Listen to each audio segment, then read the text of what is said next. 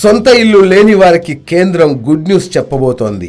నోట్ల రద్దు తర్వాత వస్తున్న తొలి బడ్జెట్ కావడంతో మధ్యతరగతి ప్రజల్లో భారీ ఆశలు నెలకొన్నాయి. ఇప్పటికే కేంద్ర ప్రభుత్వం వరాల మూటను సిద్ధం చేస్తుంటే జనం మాత్రం పెద్ద ఎత్తున ఆర్థిక శాఖకు రికమెండేషన్స్ పంపిస్తున్నారు.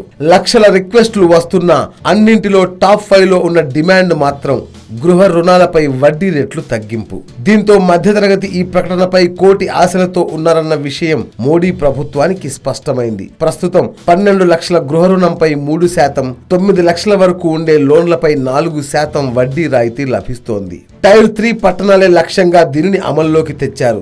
దీన్ని పెద్ద నగరాలకు కూడా వర్తింపజేస్తే అక్కడ ఉండే మధ్యతరగతి వర్గానికి కొంతైనా ఉపశమనం లభిస్తుంది. ఇళ్ల కొనుగోలుపై వడ్డీ తగ్గింపు ప్రకటన ఉంటుందనే ఆశ పెట్టుకున్నారు నగరాలు, పట్టణాలకు చెందిన ప్రజలు. నోట్ల రద్దు తర్వాత రేట్లు దిగి వస్తాయని భారీగా ఆశలు పెట్టుకున్నారు. బడ్జెట్ ప్రిపరేషన్ లో ఉన్న కేంద్రానికి ఈ విషయంపై లక్షల సంఖ్యలో వినతులు వచ్చాయంట. దేశవ్యాప్తంగా వచ్చిన డిమాండ్లలో టాప్ 5లో ఇళ్ల రుణాలపై వడ్డీ రేట్లు తగ్గించాలని ఉందట. దీంతో కేంద్రం ఈ విషయంపై సీరియస్ గా ఆలోచిస్తోందని ఆర్థిక నిపుణులు చెబుతున్నారు. రియాలిటీ రంగం ఊపందుకోవడానికి కూడా వడ్డీ రేట్ల తగ్గింపు బూస్టింగ్ ఇస్తుందంటున్నారు.